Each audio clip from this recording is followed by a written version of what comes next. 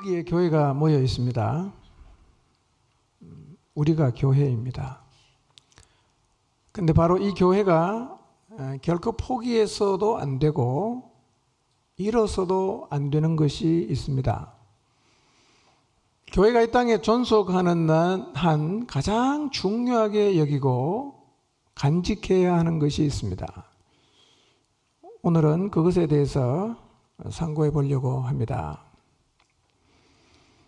교회의 모습이 어떠해야 하는지는 우리 모두에게 중요합니다. 왜냐하면 그리스도인에게 교회는 뗄려야 뗄 수 없는 관계이기 때문입니다. 교회는 곧 나입니다. 예수님을 믿고 나면 우리 모두는 교회의 지체가 되어서 교회에 속해야 합니다. 그런데 교회의 지체가 되므로 교회에 속했다는 말은 결코 추상적인 말이 아닙니다. 아주 실제적이고 구체적인 말입니다. 그런데 꽤 많은 사람들이 교회의 지체가 되었다 혹은 교회에 속했다는 것을 추상적으로 생각합니다.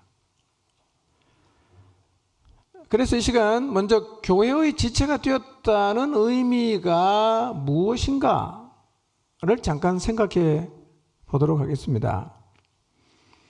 교회가 무엇인지를 잘 모르기 때문에 교회의 지체가 되었다는 의미를 이해 못하는 사람도 있지만 교회를 우주적인 것으로 이해하기 때문에 결국 교회를 추상적으로 바라볼 수밖에 없는 사람도 있어요. 교회를 우주적으로 이해한다는 말은 이 땅에 있는 모든 교회들이 예수 그리스도를 머리로 하는 통칭해서 하나의 교회로 보는 것을 말합니다. 이 말이 틀린 말은 아닙니다. 결국에는 모든 교회가 예수 그리스도를 머리로 삼고 하나가 되는 날이 올 것입니다. 그런데 실제로 성경에서 말하고 있는 교회는 우주적인 교회를 말하는 경우는 거의 없고 다 지역에 기반을 두고 있는 교회를 말하고 있습니다. 그래서 예수님을 믿고 교회의 지체가 되라는 말은 지역에 있는 어떤 교회에 소속이 되어서 그 지역 교회의 지체가 되라는 말입니다. 모든 신자는 지역에 있는 어떤 교회에 속해서 그 교회의 일원이 되어야 합니다. 그래야 제대로 된 신앙생활을 할 수가 있어요. 자, 성경 몇 구절만 보겠습니다. 에베소서 4장 1절에서 3절입니다. 읽어보겠습니다. 시작. 그러므로 주 안에서 갇힌 내가 너희를 구원하노니 너희가 부르심을 받은 일에 합당하게 행하여 모든 겸손과 온유로 하고 오래 참음으로 사랑 가운데서 서로 용납하고 평안에 매는 줄로 성령이 하나 되게 하신 것을 힘써 지켜라 그랬어요. 에베소서 4장 말씀은 교회를 어떻게 세우는가에 대해서 말씀하고 있는데 지금 읽은 말씀은 첫 번째, 교회를 어떻게 세우느냐 하면 교회는 하나가 되어야 세워진다라는 얘기를 하고 있습니다. 교회가 하나 되려고 하면 어떻게 해야 되느냐? 겸손해야 된다, 온유해야 된다, 오래 참아야 된다, 용납해야 된다, 평안히 매는 줄로 성령이 이미 하나 되게 하신 것을 힘써 지켜야 된다 라고 얘기하는데요. 이 얘기는 지역교회에 속해 있어야 실제적인 말이 돼요. 여러분, 우주적인 교회라고 생각을 해놓고 생각해 봅시다. 우주적인 교회가 하나가 되기 위해서 겸손해야 된다. 어떻게 겸손합니까? 오래 참는다? 누구한테 오래 참아요? 그러니까 교회를 우주적인 것으로 이해하고 우주적인 교회의 지체라고 하면 모든 게 추상적입니다. 누구한테 오래 참아요? 대상이 없잖아. 그래서요, 지역에 있는 어떤 교회에 속하지 않는 사람들에게 하나됨을 힘써 지키라는 말은 결국은 추상적이 될 수밖에 없어요.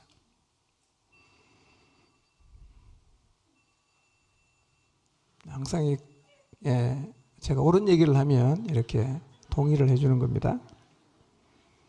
자, 그래서요, 교회의 지체가 되었다는 말은 지역에 기반을 둔 어떤 교회에 속했다는 의미입니다. 지역에 있는 교회 안에 속해야 교회가 만져지는 거예요. 교회가 경험이 되는 것입니다. 그래야 신앙이 실제적인 게 되는 거예요. 참을 대상이 있어요. 하나 만들어가야 대상이 있습니다. 쉽지 않아요. 신앙이 매우 실제적이 될 수밖에 없습니다. 한 군데 더 읽어볼까요? 에베소서 4장 16절 읽겠습니다. 시작.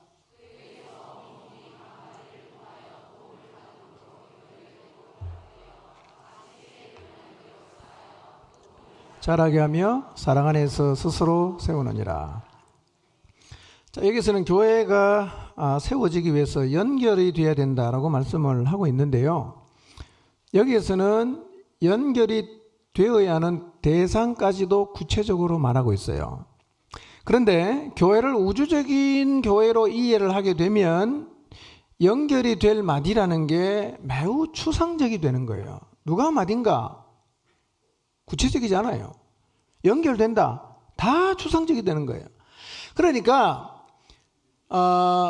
누구인지도 모르는 추상적인 존재에게 도움을 입고 결합이 되라고 하면 이 말씀도 다 추상적이 될 수밖에 없어요. 그래서 예수님을 믿고 지역에 기반을 두고 있는 교회의 지체로 소속이 되지 않으면 신앙생활은 전부가 다 추상적이 되는 거예요. 다 말장난입니다. 그런데 성경은 하나 되고 연결되어야 하는 대상을 아주 구체적이고 실제적으로 말을 합니다. 연결돼야 되는데 누구에게 돼야 되느냐? 연결될 대상은 지역교회 안에 속해 있는 마디, 우리 교회로 말하면 목자, 내 위에 있는 지도자, 이렇게 이해하시면 돼요. 내 위에 있는 영적인 지도자는 만날 수 있어요. 실제로 연결이 될 수가 있습니다. 바로 그 사람에게 도움을 받고 그 사람에게 연결되는 것이 신앙생활입니다. 그래서 지역교회의 지체로 자리를 잡으면 신앙생활이 매우 실제적이고 구체적인 것이 되는 것입니다. 사람과 사람이 만나 지내보세요. 다 우리는 아직 공사 진행 중인 존재이기 때문에 관계하다 보면 아프기도 하지요. 때로는 자기 부인도 해야 됩니다. 관계를 맺다가 보면 교정도 일어납니다. 빚어지는 일도 실제적으로 경험이 됩니다. 그래서 지역에 기반을 둔 교회 공동체의 지체가 되면 신앙이라는 것이 뜬구름 잡는 얘기가 아니라 아주 실제적이 되는 거예요. 이렇게 실제적이 되어야 신앙이라는 게 진짜 잘하는 걸 느낄 수 있는 거예요. 맨날 집에 앉아서 온 세상을 살아가다 떠들어도 소용없어요. 사랑은 그렇게 하는 게 아닙니다. 대상이 있어요. 여러분, 결혼한 부부가 사랑한다고 다 그냥 죽고 못 산다고 결혼했지만 결혼하고 늘 행복합니까? 싸울 때도 있죠. 예. 그러는 과정을 통해서 사실은 우리의 인격이 자라가지 않습니까? 그리고 이게 정상적인 신앙 생활입니다. 예. 자꾸 추상적으로 얘기를 하지 마세요. 아주 실제적입니다. 잡혀야 돼요. 예. 누구를 사랑하냐? 세상을 사랑한다. 이거는 누구나 다 할 수 있는 얘기입니다. 누구를 사랑하기 어렵습니까? 내 옆에 있는 사람 사랑이 힘들지 온 세상 사랑은 쉬워요. 그건 누구나 다 할 수 있습니다. 제일 강적이 누굽니까? 남편일 수 있고요. 자식일 수 있습니다. 그 사람이 힘든 거예요. 그러니까 실제적이지 않으면 사실은 우리의 삶에 별로 연관이 없어집니다. 예. 그래서 교회는 모든 그리스도인에게 절대적으로 필요한데요. 하나님께서 이런 교회를 이 땅에 세우시고 이 교회가 자라게 하시는 이유가 뭐냐면 교회를 통해서 온 세상을 구원하기 위함입니다. 교회의 존재의 목적이 뭐냐? 세상을 구원하는 거예요. 그 목적 때문에 하나님께서 창세전에 교회를 계획하시고 세우셨어요.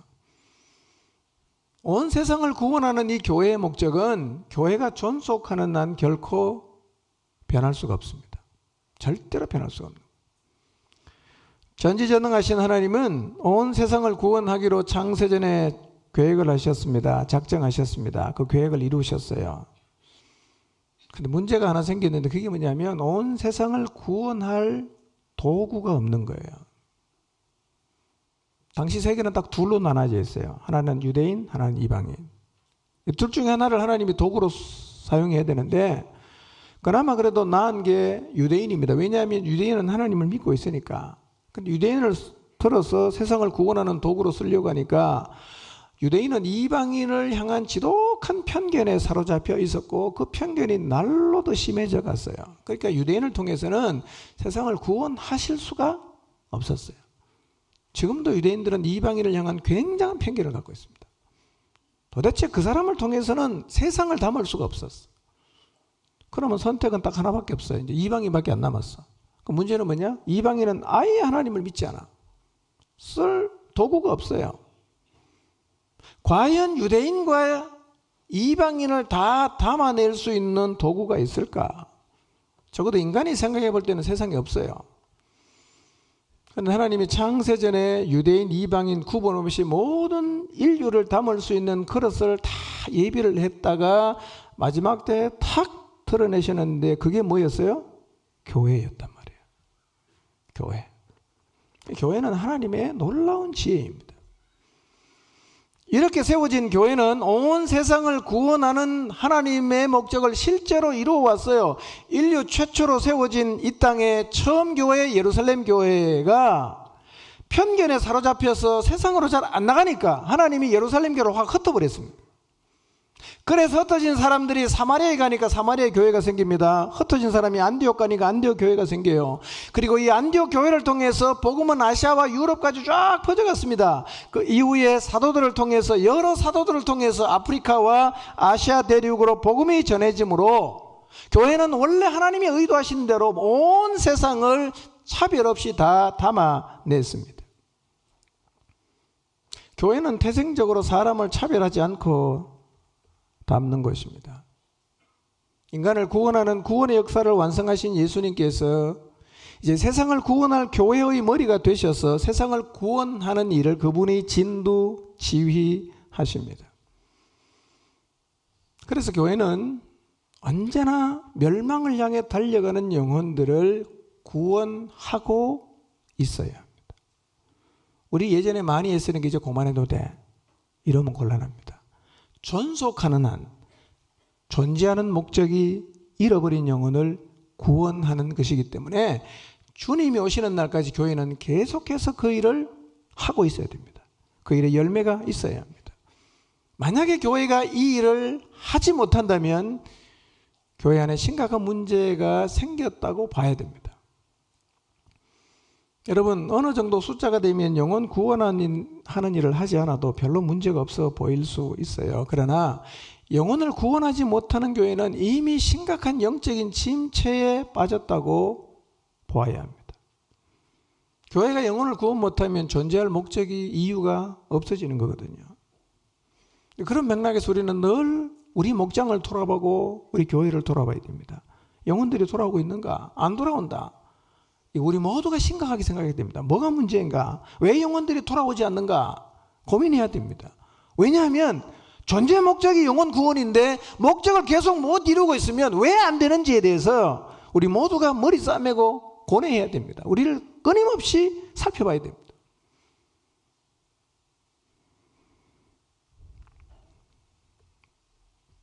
그러나 이 땅에 있는 교회는 침체할 수 있습니다. 한계에 부딪힐 수도 있어요. 원래의 목적에서 살짝 빗나가서 방황할 수도 있습니다. 그리고 지체된 성도들이 영적으로 힘을 잃을 수도 있어요. 이렇게 힘을 잃고 때로는 침체의 늪에 빠질 때 이런 교회와 성도를 다시 일으켜 세우는 길이 있어요. 그게 뭐냐? 기도입니다. 기도. 그래서 교회가 영혼을 구원하는 본래의 목적을 유지하면서 동시에 계속해서 기도하는 집으로 유지가 되는 것이 이 땅에 교회를 디자인하시고 세우신 하나님의 바람입니다.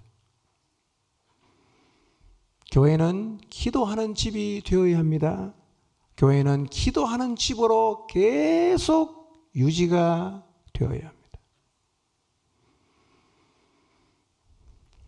만약 교회가 기도를 잃어버리면 침체에 빠지거나 힘을 잃어버렸을 때, 정도를 벗어났을 때 다시 돌아오지 못하게 되고 다시 일어서지 못하게 됩니다. 여러분, 그랬어요. 교회가 기도를 잃어버린 것은 상태가 아주 심각하다고 봐야 됩니다. 이것은 기도를 잃어버린 예루살렘 성전을 향해 예수님께서 보여주신 행동을 통해서도 확인할 수가 있어요. 기도를 잃어버린 교회가 얼마나 심각한지는 예수님의 행동을 통해서도 미루어 짐작할 수가 있습니다. 예수님께서 마지막으로 예루살렘 성에 입성하셨을 때 제자들과 함께 어디로 가셨냐면 예루살렘 성전으로 가셨어요. 마가복음 11장 15절 16절을 봅니다. 시작.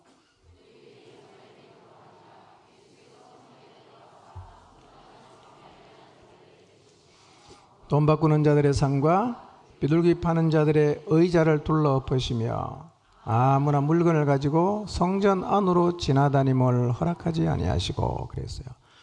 자, 예루살렘 성에 예수님이 들어오신 다음에 어디로 가셨냐면 성전 안으로 들어가셨어요. 그런데 성전 안에 들어가시더니만 주님께서 다짜고짜 매매하는 사람들을 내쫓아요. 돈 바꾸는 사람, 그리고 돈 바꾸는 자들의 상, 비둘기 파는 사람들의 의자를 막 둘러엎었어요. 여러분, 이 장면을 한번 상상해 보세요. 갑자기 예수님 오시더니만요, 여러분 예루살렘 성전에 있다고 생각해 보세요. 장사하는 사람을 막 내쫓는 거예요. 그리고 가더니만 닥치는 대로 뒤집어 엎어버립니다. 다 엎어요. 거의 난동입니다. 평소에 예수님 안 이러셨거든요. 굉장히 격한 행동을 하셨어요. 왜 이러지 이분이? 라는 생각이 들 정도로 평소와는 완전히 다른 면을 예수님께서 지금 보이고 있어요. 여러분, 예수님은 자기 스스로를 이렇게 소개를 했어요. 나는 마음이 온유하고 겸손하다. 이렇게 표현하셨어요. 나는 마음이 겸손하고 온유하다. 그래서 그분은요, 세리와 장녀의 친구가 되실 정도로 사람 차별하지 않고 매우 소탈하신 분이셨어요. 정말 그분은 너무 겸손하시고 온유하셨어요. 이런 예수님이요, 독수를 퍼부었던 적이 있었어요. 언제냐면 바리새인과 서기관을 보면서 독수를 퍼부었어요. 뭐라고 얘기했냐? 독사의 새끼들아. 우리로 표현하면 뭡니까? 그거예요. 제가 표현할 수는 없고. 야이? 예, 이거. 예수님이 그렇게 말씀하셨어요. 굉장히 신랄하게 바리새인과 서기관을 향해서 주님이 책망하셨거든요. 이것도 사실은 보면, 야, 예수님이 온유하신 분이 저럴 때도 있나? 라는 생각이 들 텐데, 지금 예루살렘 성전에서는 그때와는 비교가 안 될 정도로 훨씬 더 과격해지셨어요.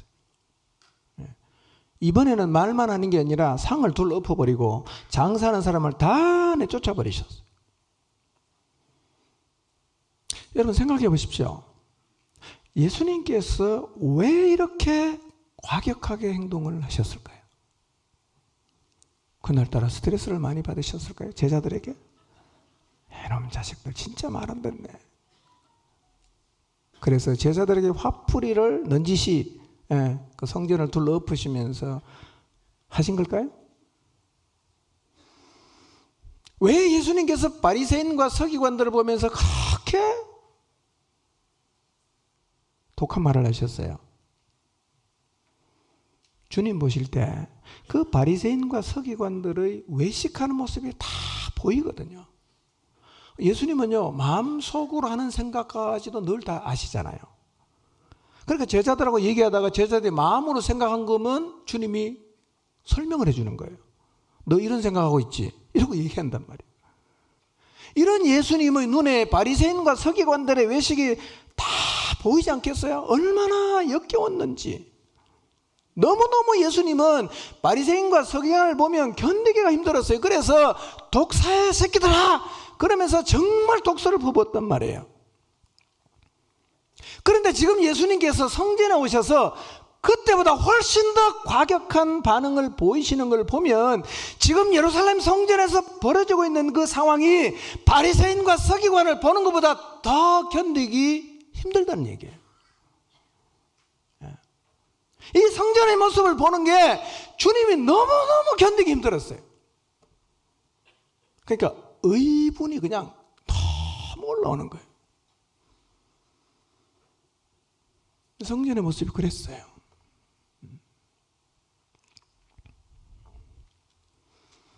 도대체 성전이 어떠하길래 예수님께서 그렇게 과격하게 반응을 하셨을까?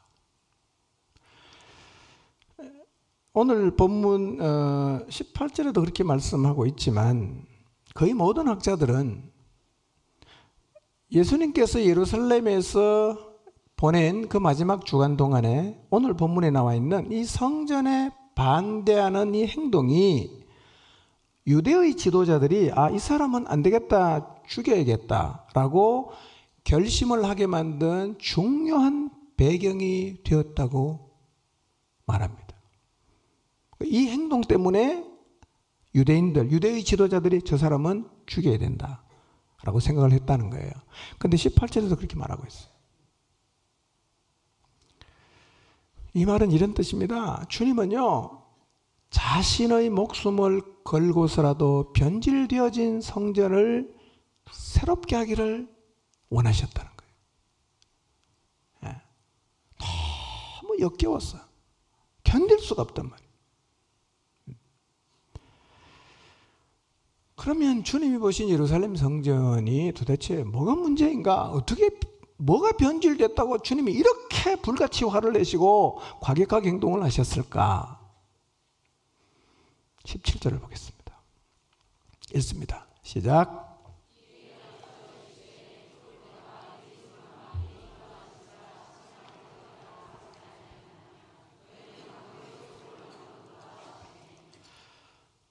주님이 바라보시는 예루살렘 성전의 모습은 원래 성전은 만민이 기도하는 집이야. 만민이 와서 기도하는 집이야. 그런데 이 성전이 주님이 와보니까 어떻게 변해 있어요? 강도의 소굴로 변해 있었다는 거예요. 주님이 견딜 수가 없었어요. 다 엎어버립니다. 쫓아내버립니다. 예수님은 위에 두 말씀을 하실 때 두 개의 본문을 인용해서 말씀하셨는데요. 하나는 이사야 56장 7절인데 읽어볼까요? 시작. 내가 곧 그들을 나의 성산으로 인도하여 기도하는 내 집에서 그들을 기쁘게 할 것이며 번제와 희생을 나의 제단에서 기꺼이 받게 되리니 만민이 기도하는 집이라 일컬음이 될 것임이라. 이 말씀을 인용하시는 거예요. 내 집은 만민이 기도하는 집이라 일컬음이 될 것이라. 그 다음에 예레미야 7장 11절에서 한 말씀을 인용하십니다. 자, 읽어볼까요? 시작. 내 이름으로 일컬음을 받는 이 집이 너희 눈에는 도둑의 소굴로 보이느냐? 보라, 나 곧 내가 그것을 보았노라. 여호와의 말씀이니라. 도둑의 소굴로 보이느냐 이 집이? 이 두 개의 말씀을 주님이 인용하셔서 실제로 이 예루살렘 교회가 그렇게 변해 있으니까 예수님 말씀하십니다. 이 집은 만민이 와서 기도하는 집이 되어야 하는데 지금 너희가 이 집을 강도의 소굴로 만들었다. 이렇게 말씀하신 거예요. 그러니까 바리새인의 외식보다 예수님을 더 힘들게 한 게 뭐냐? 변질된 성전의 모습이었어요. 어떻게 변했냐? 기도하는 집이 되어야 되는 이 성전이 돈벌이를 하는 장소, 강도의 소굴이 되어버렸단 말이에요. 이걸 주님이 그렇게 견디기 힘들어 하셨어요.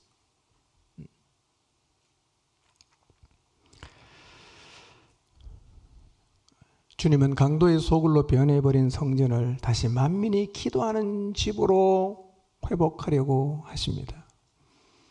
여러분, 이 성전을 교회로 이해하셔도 됩니다. 그렇게 이해하고 들으셔도 전혀 문제가 없습니다. 그래서 같은 맥락에서 교회가 어떤 집이 되어야 되느냐? 교회도 똑같이 만민이 기도하는 집이 되어야 합니다.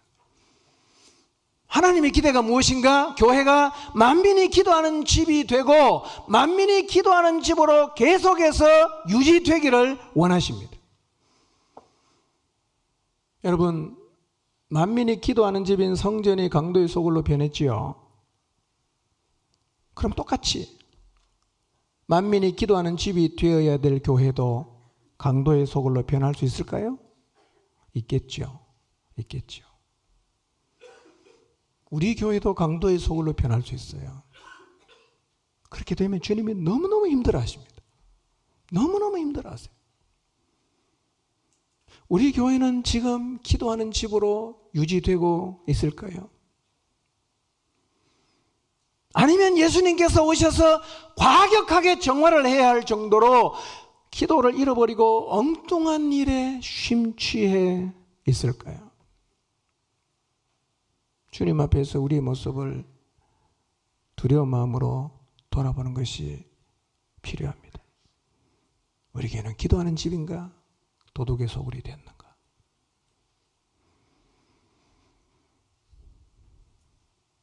그러면 교회가 기도하는 집이 되고 있다는 의미가 뭘까요? 뭘까요? 여러분, 주님이 기대하시는 만민이 기도하는 집으로 교회가 유지되기를 원하신다는 의미가 뭘까요? 한번 생각해 보세요. 하나님은 교회가 어떤 모습을 갖기를 원하신다는 말일까요?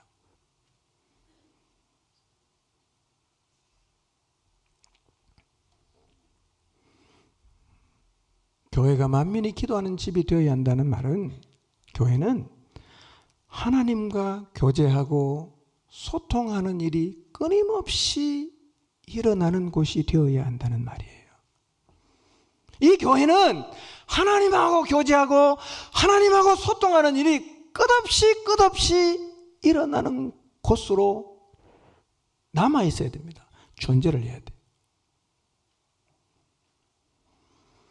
교회는요, 하나님을 잃어버리고 하나님과 단절되어 살던 사람이 다시 여기에 와서 하나님을 만나고 하나님과 소통하고 하나님을 만나서 회복하는 곳이 되어야 돼요. 여기 오면 영원히 살 수 있는 곳. 이게 교회가 기도하는 집으로 남는다는 말의 의미입니다. 그래서 교회는 하나님과 소통함으로 영원히 살아나는 일, 숨이 막혀서 죽어가던 영혼들이 하나님을 만나서 숨이 트이는 일들이 일어나야 합니다.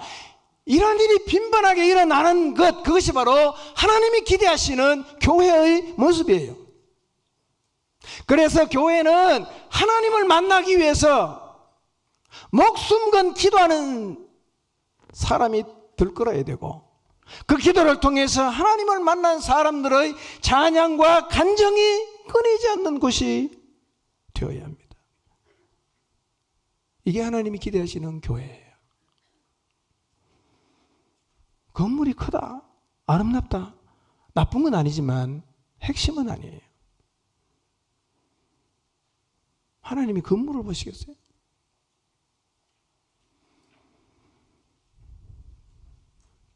이 시간 이런 관점에서 우리 교회를 돌아보고 우리 목장을 한번 돌아봅시다. 곤고한 영혼들이 하나님을 만나고 죄에 빠져 삶이 망가진 사람들이 하나님 앞에 와서 관계를 회복하고 삶이 회복하고 죽어가던 영혼들이 다시 살아나고 삶의 무거운 짐 때문에 쓰러진 이들이 하나님을 만나서 다시 새 힘을 입고 일어서는 일들이 지금 일어나고 있는가? 아니면 지친 사람 그대로 지쳐있고 죄의 짐에 눌린 사람 그냥 눌린 채로 살고 있고 여기 와서도 하나님을 만나지 못하고 살아가고 있는가?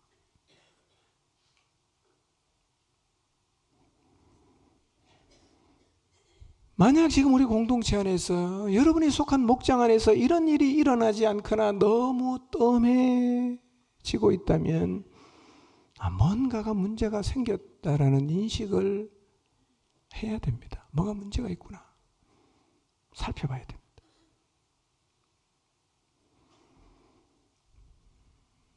교회가 기도를 잃어버리는 이유가 많겠지만 크게 이렇게 설명하면 왜 기도를 잃어버리냐? 다른 데 마음을 빼앗겼기 때문에 하나님을 안 찾는 거예요. 다른 데 마음을 뺏겼기 때문에. 예루살렘 성전은 돈의 마음이 뺏겼어요. 제사장들과 서기관들이 돈의 마음을 뺏겼어요. 그러면서 어느 순간 하나님 앞에 기도하는 집이 아니라 돈벌이 하는 곳, 강도의 소굴로 바뀌었어요. 이러다 보니까요. 하나님을 만나는 일은 뒤로 자꾸 밀려나요. 그리고 자꾸만 이익을 내는 것이 1순위로 자꾸 올라오는 거죠. 그게 뭡니까? 주님 말씀하신 강도의 소굴이요, 도둑의 소굴이 된 거예요.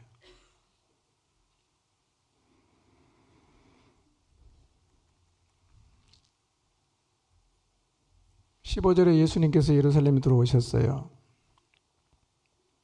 예수님의 관심은 예루살렘 도시가 아니라 어디에 있었어요? 성전에 있었어요. 성전. 도시가 아무리 타락해도 성전이 건재하면 도시는 살아납니다. 세상이 아무리 타락해도 교회가 건재하면 세상은 살아날 수 있어요. 그래서 하나님의 관심이 어디에 있냐? 세상 나라에 있는 게 아니라 교회에 있습니다. 교회. 주님을 가장 화나게 하는 게 뭔지 아십니까? 세상의 타락이 아니라 교회의 타락이에요. 교회가 타락해서 세상과 똑같이 이익을 추구하는 강도의 소굴이 되는 것을 하나님은 너무너무 견디기 힘들어 하십니다.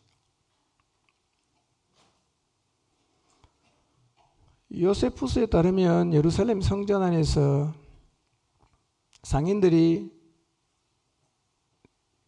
제사 지내는 사람을 돕기 위해서 양과 비둘기를 팔았습니다.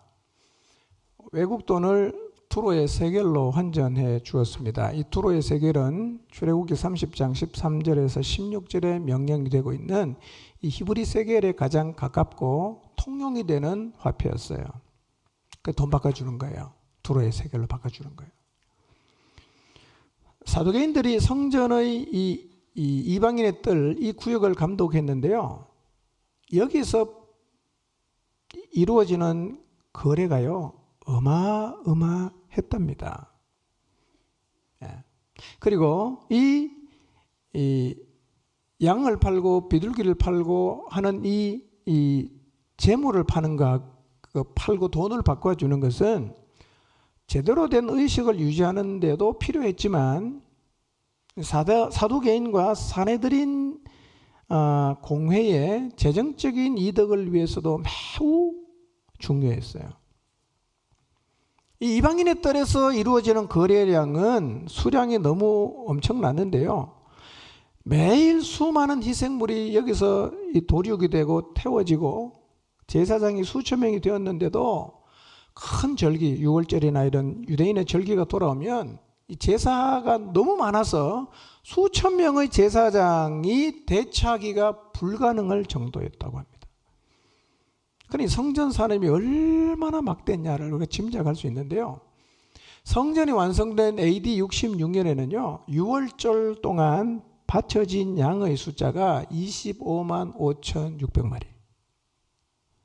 이만큼 바쳐지니까 수천 명의 제사장도 바쁜 거예요. 감당을 못할 정도로 엄청났어요. 여러분, 이렇게 엄청난 거래가 이루어졌으니까 얼마나 많은 경제적인 이득이 생겨났겠어요. 예수님이 말씀하셨어요. 하나님과 재물은 겸하여 섬길 수가 없다. 그래서 너무나 많은 수입이 생기면서 제사장들의 마음이 하나님에게 드려지기가 어려워졌을 것이고, 지도자의 타락은 결국 성전의 타락으로 이어졌을 것입니다. 이런 과정을 거치면서 만민이 기도하는 집이 되어야 할 성전이 점점 강도의 소굴로 변해갔어요. 이것은 오늘 우리도 늘 하나님 앞에서 조심해야 하는 영역입니다. 여러분, 교회는요, 사람들이 와서 하나님을 찾는 곳, 하나님 만나서 영혼이 살아나는 곳, 하나님과 소통해서 숨통이 트이는 곳, 이런 곳으로 주님 오시는 날까지 남아야지, 이익을 얻기 위한 곳이 되면 얼마 지나지 않으면 강도의 소굴로 변하는 거예요. 여러분, 교회는 사업의 이익을 얻기 위한 곳이 되면 안 됩니다. 교회는 표를 얻기 위한 곳이어도 안 돼요.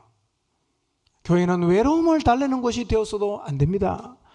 교회는 결혼할 배우자를 찾는 곳이 되어서도 안 되고, 교회는 취미 생활을 하는 곳이 되어도 안 되고, 교회는 사회생활에 도움을 얻는 곳이 되어서도 안 됩니다.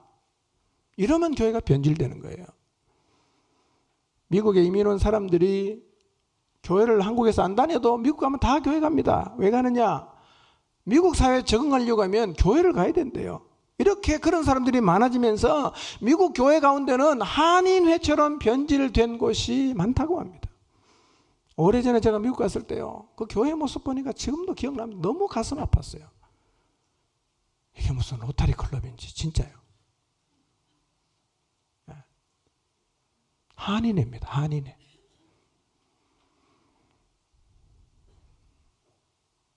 자신의 이익을 위해서 교회를 이용하겠다는 사람이 많아지면 교회는 도둑의 소굴이 되지요. 그리고 주님은요, 이런 교회의 변질을 견디지를 못하십니다. 왜 교회의 변질을 주님이 이렇게 힘들어하는지 아십니까? 여러분, 교회가 변질되면 이 세상에 하나님을 떠나 사는 사람들이 하나님께로 돌아올 수 있는 마지막 희망을 차단하는 것이 되는 겁니다. 그러니까 변질된 교회는 주님 가서 확 엎어버리는 거예요. 이런 교회 있으나 마나 상관없다 이거예요. 사람들을 하나님께로 돌아올 수 있는 통로를 제공하지 못하는 교회가 존재할 이유가 없지 않겠어요? 그래서 주님이 평소와는 다르게 굉장히 과격하게 성전에 가서 다 뒤집어 엎어버렸습니다. 여러분, 우리 교회가 강도의 소굴이 되면 여러분이 알고 있는, 또 여러분과 관계된 사람들이 하나님께로 돌아갈 수 있는 통로를 우리가 막아버린 거예요. 여기 와서 기도하고, 여기 와서 하나님 만나고, 여기 와서 소통해서 영혼이 살아나야 되는데, 여기 와서 그 일을 할 수 없게 되면, 우리 교회가 그런 교회됨을 유지하지 못하면 이것은 하나님의 희망을 막아버리는 거예요. 주님이 너무 힘들어하세요. 여러분, 물론 교회 공동체에서 여러 면에서 도움을 입을 수 있습니다. 예. 결혼 위해 기도하잖아요. 결혼이 잘못됐다는 얘기는 아니에요. 근데 그게 목적이 되면 안 돼요. 그게 목적이 되면 안 돼요. 목적은 하나님을 만나는 게 유일한 목적이어야 됩니다. 하나님 앞에 기도하는 게 유일한 목적이어야지, 이게 목적이 아니고 다른 것을 목적을 가지고 들어오고 그런 사람이 용인되고 그런 사람이 많아지면 교회는 강도의 소굴로 변하는 거예요.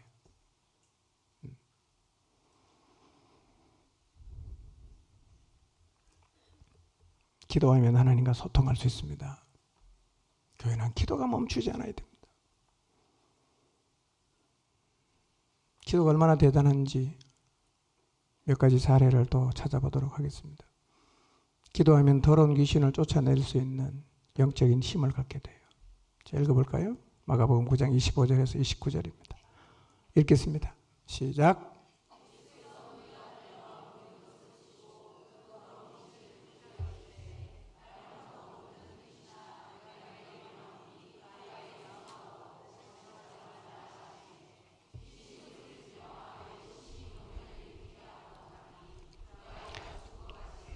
많은 사람이 말하기를 죽었다 하나 예수께서 그 손을 잡아 일으키시니 이에 일어서니라. 집에 들어가시매 제자들이 조용히 묻자오되 우리는 어찌하여 능히 그 귀신을 쫓아내지 못하였나이까. 이르시되 기도 외에 다른 것으로는 이런 종류가 나갈 수 없느니라 하시니라. 제자들이 쫓아내지 못한 귀신을 예수님이 오셔서 꾸짖으심으로 쫓아냈어요. 집으로 돌아가서 제자들이 조용하게 예수님에게 물었습니다. 주님, 우리는 왜 귀신을 못 쫓아냈죠? 주님은 한 번 말하니까 나갔는데 우리는 왜 못했습니까? 그때 예수님이 이렇게 대답하셨어요. 이런 부류는 기도로 쫓아내지 않고는 어떤 수로도 쫓아낼 수가 없다. 여러분, 귀신을 제어하고 귀신에게 사로잡힌 자에게 자유를 주는 능력을 입는 길 뭐밖에 없습니까? 기도밖에 없다. 예수님 그렇게 말씀하셨어요. 그래서 교회는요, 악한 영과 싸워서 이길 힘을 얻으려는 기도가 끊이지 않아야 됩니다. 주변에 귀신에게 사로잡히고 귀신 들린 사람이 의외로 많아요. 기도하면 이런 능력이 나타납니다. 기도하면 세상에 하나님 살아계심을 보여줄 수 있어요. 이런 기도도 멈추지 않아야 됩니다. 마음의 억울함과 원통함을 들고 나가서 쏟는 기도도 우리 안에서 멈추지 않아야 돼요. 사무엘상 1장 10절에서 15절입니다. 읽습니다. 시작. 한나가 마음이 괴로워서 여호와께 기도하고 통곡하며 서원하여 이르되 만군의 여호와여, 만일 주의 여종의 고통을 돌보시고 나를 기억하사 주의 여종을 잊지 아니하시고 주의 여종에게 아들을 주시면 그를 여호와께 드리고 삭도를 그의 머리에 대지 아니하겠나이다. 그가 여호와 앞에 오래 기도하는 동안에 엘리가 그의 입을 주목한 적 한나가 속으로 말하며 입술만 움직이고 음성은 들리지 아니하므로 엘리는 그가 취한 줄로 생각한지라. 엘리가 그에게 이르되 내가 언제까지 취하여 있겠느냐? 포도주를 끊으라 하니 한나가 대답하여 이르되 내 주여 그렇지 아니하니이다. 나는 마음이 슬픈 여자라 포도주나 독주를 마신 것이 아니요 여호와 앞에 내 심정을 통한 것뿐이오니 그랬어요. 자식 낳지 못하는 한나가 너무 마음이 괴로웠어요. 성전에 와서 하나님 앞에 기도하고 통곡하고 서원합니다. 성전에 가서 앉아서 소리 안 내고 입으로만 이렇게 기도를 했더니만 엘리가 이렇게 지켜보니까 대낮에 여자가 술 취한 것 같아. 그래갖고 내가 언제까지 이렇게 취해 있겠냐? 포도주 좀 끊어라! 이렇게 말하니까 한나가 대답하는 거예요. 저는 마음이 슬픈 여자입니다. 지금 제가 포도주나 독주를 마신 것이 아니고 다만 제 마음을 여호와 앞에 쏟아 놓았을 뿐입니다. 이렇게 대답을 했어요. 그 뒤에 스토리는 아시죠? 네, 이렇게 잉태된 아이가 누굽니까? 사무엘이었어요. 여러분, 살다 보면 우리에게도 이런 일이 일어나지 않습니까? 여러분 인생을 살다가 원통하고 억울하고 너무 힘겨운 일을 당할 때 어디로 가십니까? 교회는 그런 삶의 답답함과 억울함을 가진 사람들이 주님 앞에 나와서 한나처럼 오랫동안 통곡하고 기도하는 것이 되어야 한다는 말입니다. 이런 문제를 안고 주님 앞에 나와서 기도하는 사람이 많아야 되고, 그래서 자연스럽게 교회 안에 머물러 있는 사람들은 삶에 그런 문제가 생길 때 하나님 앞에 나가서 기도할 마음이 생겨야 합니다. 여러분, 교회에 있으면 그런 마음이 생기게 되는 교회가 되어야 됩니다. 그러나 교회에 머물러 있지만 너무 힘들고 원통하고 억울한 일을 당했을 때 하나님 앞에 나가기보다는 술집에 가고 싶어요. 거기 가서 세상 치고 만나서 세상을 원망하고 신세를 한탄하면서 내 원통함과 억울함을 풀고 싶거나 그렇게 풀고 있다면 여러분이 속해 있는 이 교회가 기도할 이유를, 그리고 하나님을 보여주지 못하고 있다고 봐야 되는 거예요. 다 우리 잘못이죠. 우리가 못 보여줬어요. 하나님이 희망이라는 걸 말하지 않아도 그냥 와서 볼 수 있고 느낄 수 있었다면, 한나처럼 억울하고 원통한 일 당하면 하나님 앞에 나와서 기도하게 되지 않겠습니까? 교회가 이래야 됩니다. 그런 사람들이 와서 늘 하나님 앞에 기도하고 기도의 응답을 받고 하나님께 감사하고 하나님의 은혜를 찬양하는 일들이 우리의 입술을 통해서 서로에게 나누어져야 됩니다. 이런 교회가 되길 원하신단 말이에요.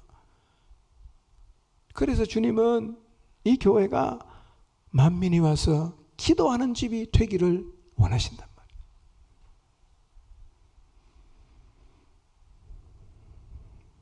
모든 상황에서 우리 안에 있는 모든 사람들이 하나님 앞에 나가자, 하나님께 기도하자, 이런 마음을 줄 수 있는 교회가 되어야 합니다. 아멘입니까? 그런 교회가 되어야 돼요.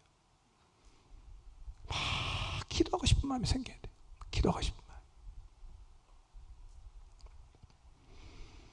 죽음의 문제도 들고 나가서 하나님 앞에 기도해야 됩니다. 이사야 38장 1절에서 5절 읽습니다. 시작. 히스기야가 병들어 죽게 되니 아모스의 아들 선지자 이사야가 나아가 그에게 이르되 여호와께서 이같이 말씀하시기를 너는 내 집에 유언하라.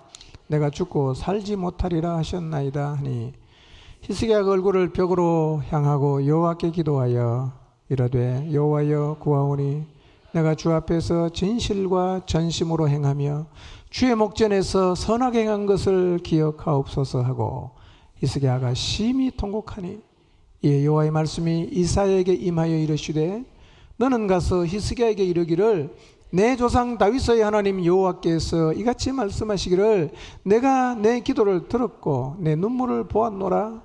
내가 내 수 안에 15년을 더하고 그랬어요. 히스기야가 병들어 죽게 됐어요.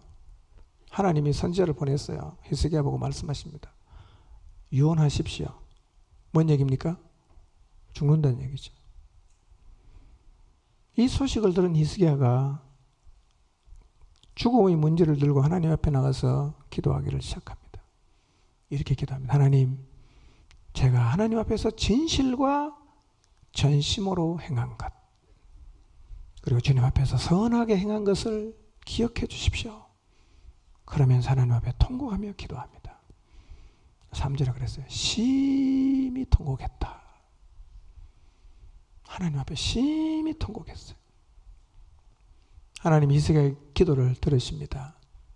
그의 생명을 15년 연장시켜 주셨습니다. 기도할 때 이런 놀라운 일이 일어납니다. 죽음의 문제 앞에 혹시 서 보신 적 있습니까? 죽고 사는 문제는 하나님께 달려 있습니다. 죽음의 문제도 그래서 우리는 하나님께 들고 나가서 기도해야 합니다. 교회가 이런 곳이 되어야 됩니다. 포정층 공동체가 언제나 이런 기도하는 공동체로 세워지고 유지가 되기를 바랍니다.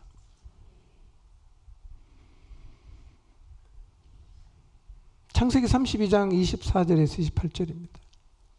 답답한 문제가 있을 때도 우리는 하나님께 나가서 기도해야 합니다. 읽어볼까요? 시작.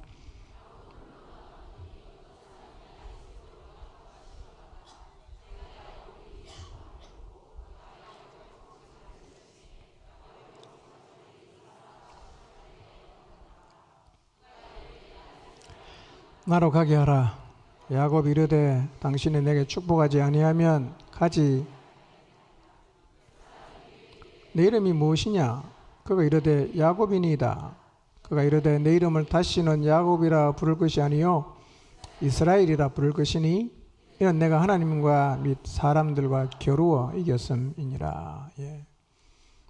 이 기도의 배경을 여러분이 아실 텐데요. 야곱이 이전에 형 에서의 장자의 권한을 빼앗았어요. 도망갔어요. 외삼촌 집에. 그러다가 이제 다시 집으로 돌아가려고 합니다. 돌아가는데 자기 형이 군사 400명을 거느리고 자기를 만나러 오고 있다는 소식을 들었어요. 만나면 이제 죽겠죠. 형이 벼르고 있으니까. 군사 400명 데리고 오니까 야곱이 붙으면 뭐 백전백패입니다. 마땅히 대책이 없어요. 도망갈 수도 없고 외삼촌 집에 돌아갈 수도 없고 뭐 어떻게 할 방법이 없어요. 너무 마음이 답답하고 가슴이 터질 것 같습니다. 예. 그래서 형의 마음을 누그러뜨리려고 예물을 먼저 보냅니다. 그리고 모든 가족을 먼저 야복강을 다 건너게 합니다. 예물을 보내갖고 형의 마음을 조금 이렇게 누그러뜨리고 싶었는데 그렇게 해도 이 마음의 답답함은 해결이 안 되는 거예요. 그래서 야곱은 하나님께로 나가기로 결심합니다. 그래서 홀로 그 야복강 나루터에 남습니다. 밤새도록 기도합니다. 밤새도록 기도합니다. 그냥 보통 기도가 아니라 하나님과 씨름하면서 기도를 하는 거예요. 씨름하던 사람이 허벅지를 탁 쳤는데요. 위골이 펴가 딱 어긋났어요. 처절하게 씨름하는 기도를 했다는 얘기죠. 그 밤에 야곱은 새 이름을 받습니다. 이스라엘. 무슨 뜻이냐? 하나님과 겨루어서 이겼다. 사생결단의 기도를 했다는 거예요.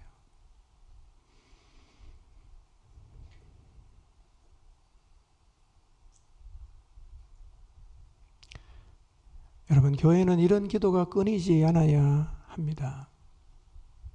여러분 혹시 답답한 문제 없습니까? 내가 아무리 노력해도 해결할 수 없는 너무나 힘겹고 두렵고 가슴 떨리게 하는 문제가 없습니까?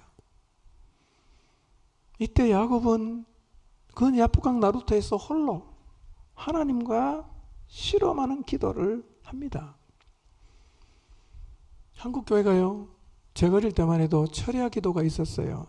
그때는 진짜 밤새도록 기도했습니다. 너무 힘들어하니까 심야 기도로 바꿨어요. 심야 기도. 철야 기도라고 말을 붙이기 민망한 게 뭐 한 10시 되면 집에 가는데 무슨 철야가 붙일 수가 없잖아. 뗐어요. 심야 기도. 그것도 별로 인기가 없고 사람들이 좋아 안 하니까 슬그머니 이제 그것도 없어졌어요. 제가 이 말씀 묵상하면서 이런 생각이 들었어요. 야, 우리가 철야 기도를 다시 해야 되겠다. 표정이 다 깜짝 놀라는 표정이에요. 여러분, 우리의 문제를 안고 주님 앞에 씨름하면서 밤새도록 한번 기도를 해보면 어떨까요? 여러분, 기도해도 해결 안 되는 문제 있죠? 여러분 남편, 여러분 자녀, 가정의 문제 다 안고 있지 않습니까? 그런데도 우리는 야곱 같은 절박한 기도를 하나님 앞에 잘 하지 않아요. 우리도 야곱 이 야복강 나루터에서 밤새도록 하나님과 씨름했어요. 환도뼈가 위골될 정도로 목숨 걸고 씨름했어요. 이런 기도가 우리에게도 좀 살아나야겠다는 생각을 하게 됐습니다. 제 마음에 결심을 했어요. 일단 한 달에 한 번씩 합니다. 한 달에 한 번씩. 분명히 말씀드립니다. 오기 싫은 사람 안 와도 괜찮습니다. 절대로 강요하는 거 없습니다. 안 오면 저 혼자라도 합니다.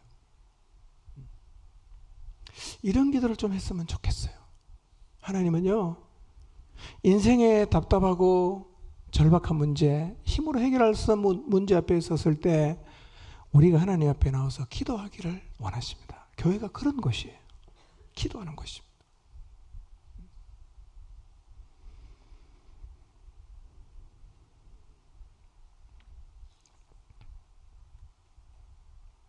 기도하면 영안이 열리죠.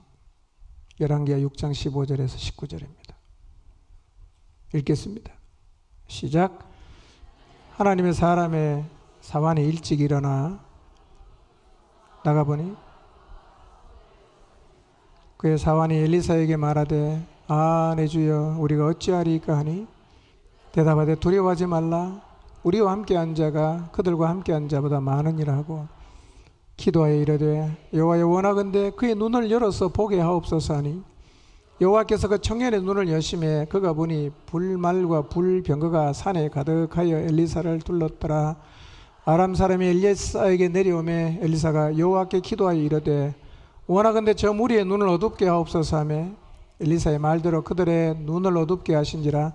엘리사가 그들에게 이르되 이는 그 길이 아니요 이는 그 성읍도 아니니 나를 따라오라. 내가 너희를 인도하여 너희가 찾는 사람에게로 나아가리라 하고 그들을 인도하여 사마리아에 이르니라. 아람 왕과 이 장군들이 모여서 비밀스럽게 회의를 하면 그게 언제나 이스라엘 사람이 다 알고 있어요. 누설이 되는 거예요. 왕이 범인입니다. 도대체 어떻게 된 거냐 이게. 우리 중에 누가 첩자인가. 그랬더니만 한 사람이 말합니다. 왕이야 우리에게 첩자가 있는 게 아니라 이 이스라엘에는 하나님의 선지자가 있는데 왕이 침상에서 하는 생각까지 다 합니다. 그래서 지금 엘리사를 잡으러 군대를 보낸 거예요. 그래서 하나님의 사람의 사환이 아침에 나가보니까 아람 군대의 말과 병거가 성읍을 탁 에워싸고 있어요. 깜짝 놀랐습니다. 엘리사가 말합니다. 두려워하지 마라. 그리고 하나님 앞에 기도합니다. 하나님 저 종의 눈을 열어주십시오. 그때 하나님이 그 청년의 눈을 확 열었어요. 그 청년의 눈에 뭐가 보입니까? 이전에는 아람 군대 말과 병거만 보이는데요. 하나님이 눈을 딱 열어주니까 하나님의 불말과 불병거를 보게 되었어요. 그리고 아람 사람이 이제 엘리사를 잡겠다고 엘리사에게 찾아왔어요. 엘리사가 기도하면 하나님 저 무리의 눈을 어둡게 해주십시오. 그리고 자기를 잡으러 온 사람을 데리고 어디로 갑니까? 북왕국 이스라엘 수도였던 사마리아 성으로 데리고 갔어요. 놀라운 기도의 힘이죠. 기도는 영안을 열게 했습니다. 기도는 적들의 눈을 어둡게 했습니다.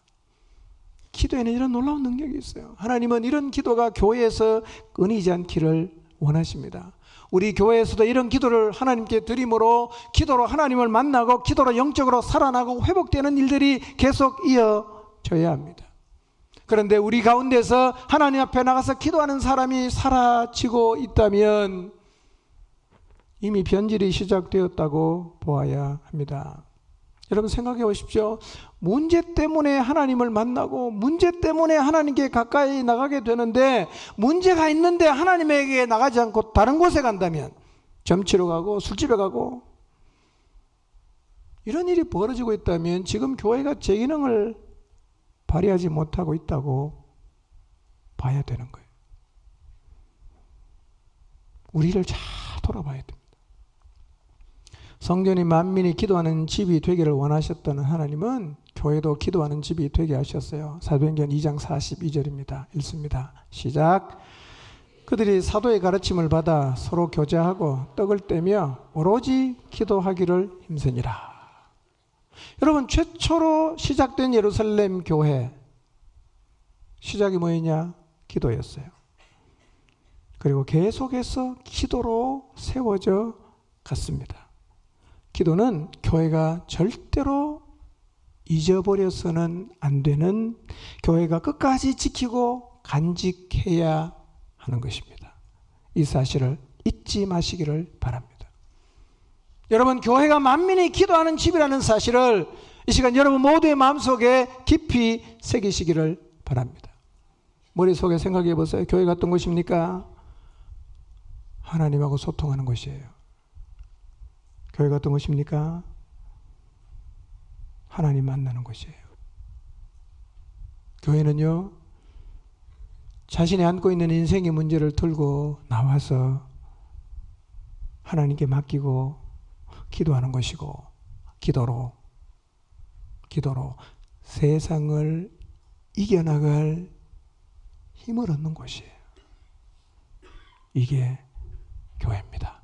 그래서 교회는요, 늘 기도하는 사람이 줄을 이어야 합니다. 막 그냥 힘들어하고 그냥 절망하고 좌절하던 사람이 하나님 앞에 나와서 기도하고 나서 영적으로 회복이 되고 살아나서 다시 한번 하나님이 세우신 그 자리에 서서 사명을 위해 살겠습니다라고 고백하는 간정이 넘쳐나야 됩니다. 이게 하나님이 기대하시는 교회의 모습이에요. 보정팀 공동체가 하늘과 소통하는 기도의 집이 되어야 합니다. 결코 예루살렘 성전의 변질처럼 땅의 것을 추구하는 강도의 소굴로 변질되지 않아야 합니다. 여러분이 소속되어 있고 여러분의 몸인 여러분의 교회가 만민이 기도하는 집으로 유지가 되도록 늘 깨어 있으십시오.